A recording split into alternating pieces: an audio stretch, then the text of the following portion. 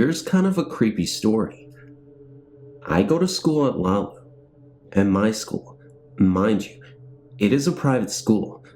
There have been a few suicides and drownings. We are on a lake, and other things such like that.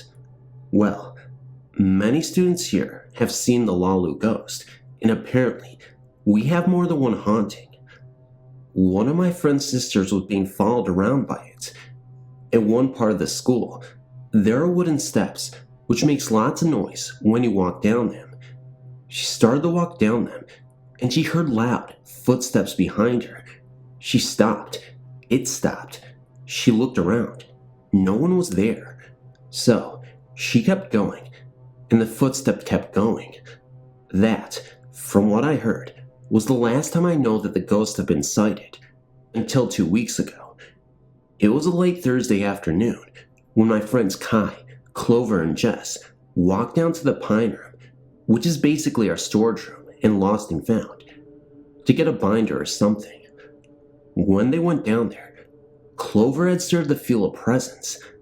Kai saw a flicker of light, and Jess saw the entire figure of what she could only explain as a ball of white light. All three of them just got what they needed and left, talking about this ghost. This is how I found out. I overheard them talking, and so did my friend, Jake. Jake is the most skeptical person I've ever met in my entire life. He doesn't even believe in luck. I had told Jake about this, and he basically laughed, and we went to go see Kai, who seems to be the resident expert on the occult here at Lalu, and find out what happened. Dave, who is also a skeptic, was laughing at her for saying this and wanted to see it himself. Kai told all three of us not to go down there.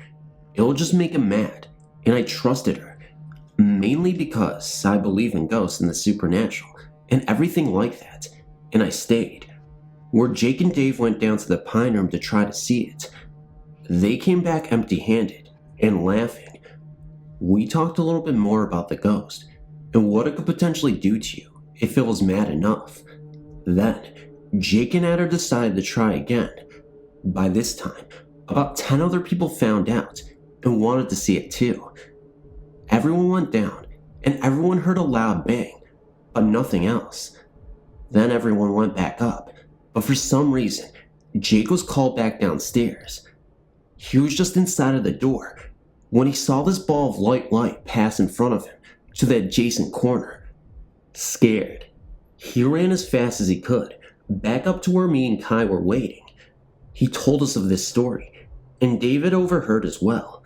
So, being the idiot that he is, Dave went back down there and, yet again, didn't see anyone or anything. Dave then went to go see Clover, who was waiting in the stairwell down the hall to where we were at. We started to follow, slower than him, and about halfway, we all had the same feeling as Dave Giuliano did in his story. The hairs on our arms sticking up, and an uncomfortable constant shiver. At that time, in unison, we all asked, "Did you feel that?" Then, the creepiest thing happened to me. A feeling of soft, very, very soft hands, almost like wind, only solid, ran across my arm. And later, I found out that every time that Jake had walked by that spot and that feeling happened, his legs started cramping up. We went to the stairwell and we talked with the two. Kai was shouting at Dave because it was challenging the ghost to its face, and then she moved over a little, and both me and Jake saw it. We didn't see anything, really, but we knew it was there in its exact movements. Move over from the exact spot she was standing, right over to where Dave was squatting, and, after David challenged the ghost again, we left. After all this, I found out from Kai that it was a different ghost, and that when Dave challenged it, she had saw it laughing. Within 2 days of this sighting, my friends Ben and Jamie were playing with the camera to use up the film, which only had 3 pictures left, and it was disposable. Ben had looked through the viewfinder and saw a ball of light behind Jamie and took the picture. They developed the film, and it was caught on film.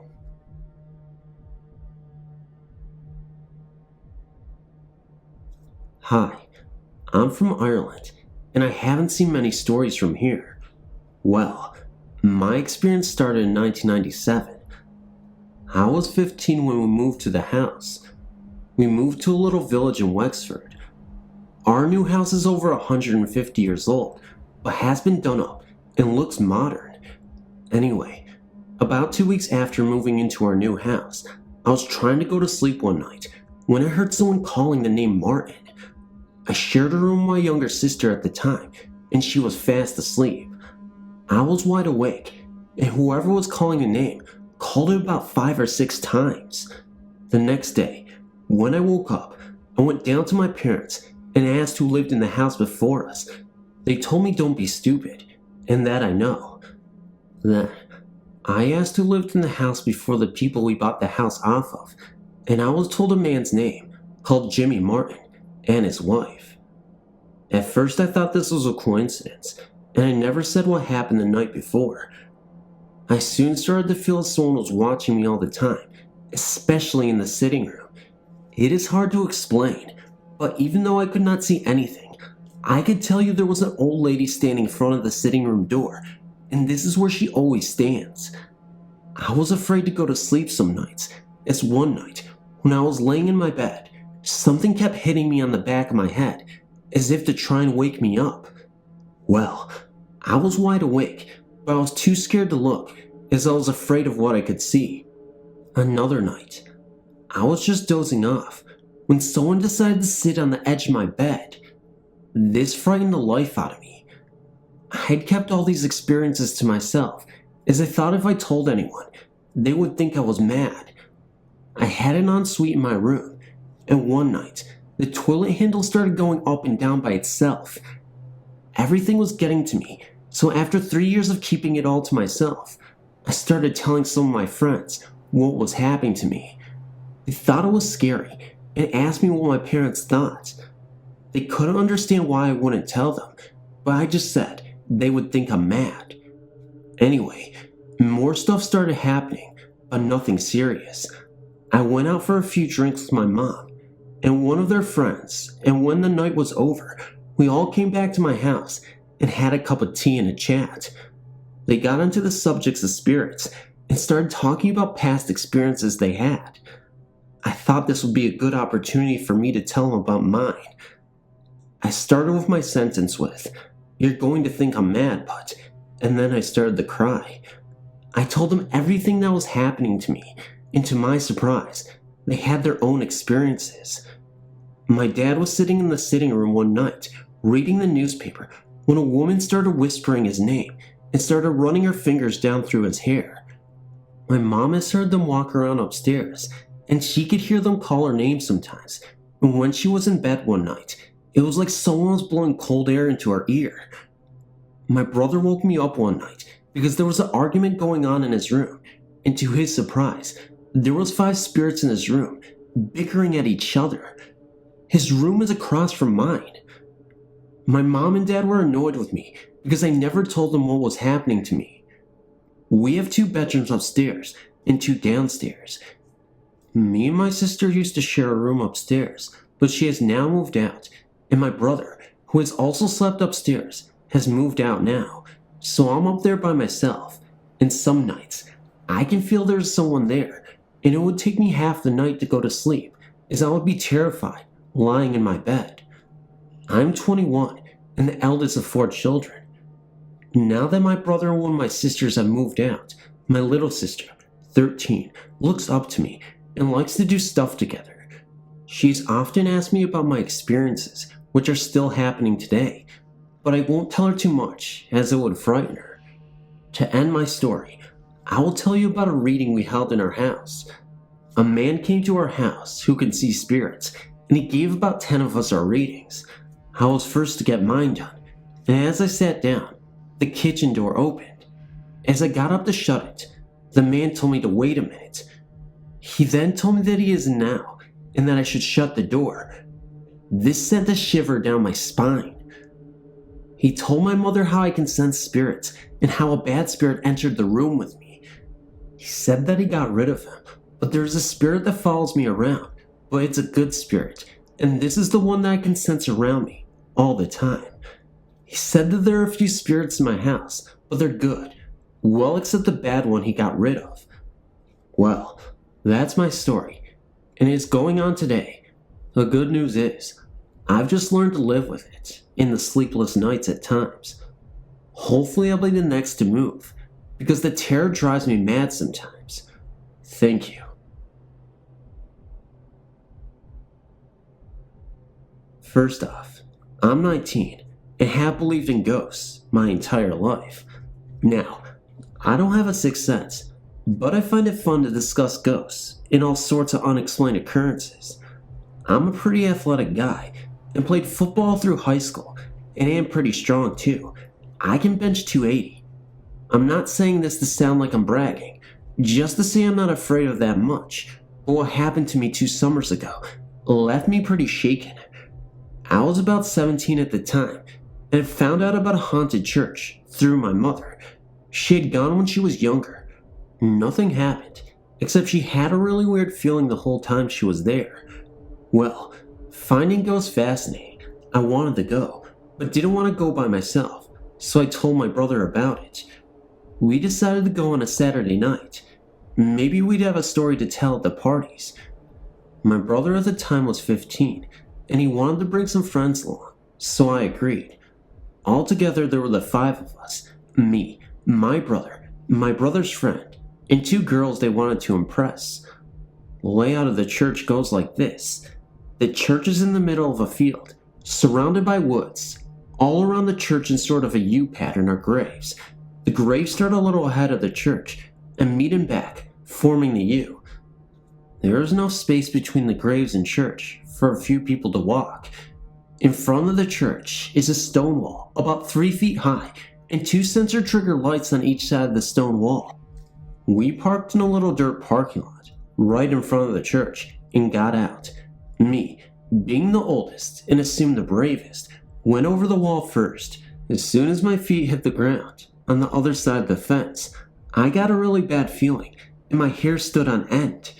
The first thing we did was go up to the front steps and hang out for the first couple of minutes. The thing that struck me was that there was no noise at all inside the wall, no crickets or anything, which is strange because it's surrounded by woods. Once we got bored of sitting around, we decided to go around back. That's when the really weird stuff started to happen. We were walking in a straight line because none of the younger kids wanted to be last. It was me, my brother's friend, the 2 girls, and my brother. That was the order from left to right. We were walking so that I was closest to the grave, and my brother was closest to the church. About halfway down the length of the church, we all heard a whooshing sound. My brother's friend and I to the left, and my brother and the 2 girls to the right, like we were being surrounded. Everyone asked each other if they heard the sound, and we all answered yes. After that noise, Mike, my brother's friend, and the 2 girls wanted to leave, but my brother and I convinced them to stay. Not that I wasn't scared, I just wanted to see more. I forgot to mention that me and my brother both had flashlights, which gets important. As we made our way to the back of the church, we all heard a loud hum, kind of like electric wires, but no one were around. This sound kept getting louder. Also, this went on through the whole entire time we were there, and probably would have scared us enough, if not for what happened next. At about the same time, I heard a noise. I saw a black ink blot, like shape move from a grave to behind a bush. I tried to follow it with a flashlight, but it was too fast. However, Mike saw it move from that same bush to behind another tree. From that point, we would hear sounds and directions all around us, and when my flashlight or my brother's was aimed at the spot we heard the sound, we would just get a glimpse of a shape going back the way the light came to, too fast for us to follow it. Now, there had to be more than one of whatever they were, because as me and Mike were going through this on one side, my brother and the 2 girls were doing the same on the other side. All of a sudden, I heard my brother and the 2 girls scream. My brother is a pretty tough kid himself, and I never heard him scream like that in my entire life. Never mind the girls. When I turned to see what was wrong, the 3 were sprinting out of there, at a very fast pace. When I heard them scream, I almost panicked, but got my nerves under control. Mike, however, took off like a world-class sprinter, leaving me by myself. Not wanting to be the only one there, I backpedaled as fast as I could, so I could see whatever it was, if it was coming after us. At this point, the humming was almost deafening, and that's when I got the impression that whatever was making the sound was coming closer at every very fast pace. At that same moment, my flashlight went dead, and then I did panic. I turned and ran faster than ever before in my life. When I reached the stone wall, I saw everyone else in the car waiting for me. I just jumped the stone wall. As soon as my feet landed, the flashlight went back on. The humming stopped, and I heard, guess what? Crickets chirping. Also, all the feelings of fear I had disappeared, and everything was calm. I got in the car and asked what my brother and the girls had seen. They said it was the body of a little girl floating inside the second-story window. At that time, the sensor lights went on, meaning something was coming towards the gate. Remembering the humming sound, I took off as fast as possible. There have been other stories about how people have seen the little girl or heard her playing the flute, but none to the extent of ours. After this happened, I did a little research, and this is what I found. In the 70s, a man raped and murdered 5 young women and buried them in the back of the graveyard behind the church. I don't know where the little girl comes into the picture, but that is what everyone sees. Later, when I asked my brother why a little girl scared them so much, he said the face looked mad, like it wanted us out, and he just got a bad feeling when he saw it. This is the only ghostly experience, and hopefully the only bad one I'll ever have, and this story is 100% true.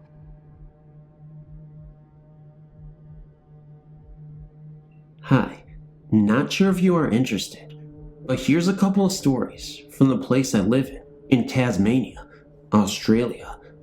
My boyfriend and I live in Daisy Cottage, an 1832 brick and stone house in Marquis Street, South Hobart, Tasmania, Australia. Daisy Cottage was originally built as a 9-room hotel by an Irish stonemason. He built an almost identical house right next door for himself, which has been empty the entire time we have lived in Daisy Cottage. Legend has it that he witnessed the stabbing murder of the local policeman and testified against the killer in court. The killer was sentenced to lashings, followed by hanging death, and apparently it is he who haunts the house. Strange things have happened, but only one of us is in the house. The first thing happened to Chris, my boyfriend. He arrived home from work one day and checked the mailbox for an important letter that he was expecting. He took it out of the mailbox, opened the front door, and headed upstairs to the bedroom to get changed. On the way, he started to open the letter. Once upstairs, he realized it was raining, so he put the partially open letter on the bed and went downstairs and out into the back courtyard to take the washing off the clothesline. Once he got back inside, he went back to open and read the letter, and it was not there. After about 30 minutes of searching, he called me out of frustration. I arrived home and helped him look for the letter, turning the house upside down. Eventually I said, "Are you sure you took it out of the letterbox? Maybe you should check." Sure enough, there it was, sitting in the letterbox, partially opened. Second strange thing happened 2 days ago. I was alone in the house, doing some painting. It was getting dark, so I turned on the hall, bathroom, dining room, and kitchen lights, and had not ventured upstairs at all. I finished, cleaned up, and started turning off all the lights, getting ready to leave, as we currently aren't staying there during the renovations. I got to the front door and realized that there were lights still on in the house. Every single light upstairs had been turned on. As I left, I noticed that there was a light on in the upstairs of the empty house, next door. The one thing that really got me though, as I was looking towards that house, I noticed some kind of print, like a handprint there. When I say handprint, I mean a floating hand. It was very faded, and then it just disappeared. Well, I guess he needed some light in the house. Thanks for reading. Hey guys, Phantom of Darkness here, and I just wanted to express how thankful I am that you guys let me be your narrator and narrate again and again and again until I burp and ruin the recording because I'm burping and I don't want to re-edit this. Sorry. Maybe we'll leave it in. I don't know. You guys are going to be like, mind your manners, be a really good boy and be nice. Just kidding, you guys don't act like that. I don't know what I'm saying anymore. Like, seriously, you guys don't act like that. I know that. And I'm not trying to mock anybody, just to make that clear. You guys know how much I joke around. Why am I making a disclaimer? Like, oh, beware, I don't mean what I mean. Anyway, all these stories were pretty impressive. I'm not going to lie. There were some subtle stories that didn't pop out at you, but then, you know, you have the epic one with the cemetery and the guy running around just trying to figure out what's going on and, you know, ghosts and crap like that. Like, I was really excited about that, to read that story to you guys, because, I don't know, I felt like we really needed an epic listen, and you guys got a story like that, so, you know, whether it's true or not, that's totally up to the author. They swear it's true, and I honestly do believe it. I mean, it doesn't seem too far-fetched to me. I think it's really epic, and you never know. I mean, I'm not going to go and sit and deny someone and dismiss them just because they say, you know, something crazy happened. You know, this life is strange. You know, you never know what might happen in this life. So definitely make sure to always be an open-minded person, because you just don't know what's happening in the world. You just don't know what's going on in the world. So with that, why don't you get me your comments? Why don't you subscribe? Let me know in the comments section which story was your favorite. Definitely the one I just described was my favorite of all the ones I read, but you let me know, guys. Yeah. Anyway, like I said, comment, like, share, and subscribe. Sound like a broken record as usual, but I don't care. I'm flipping flapjacks, motherfucker. Why am I cursing so much lately? I don't know. I don't know. Blah. Okay. Sorry, children. Sorry, people. If children are watching my channel, I'm so very sorry. Hug your loved ones tonight because they might get some curse words. Okay, I'm gonna leave now. Good night, good morning. Love you guys, and I'll see you in the next video.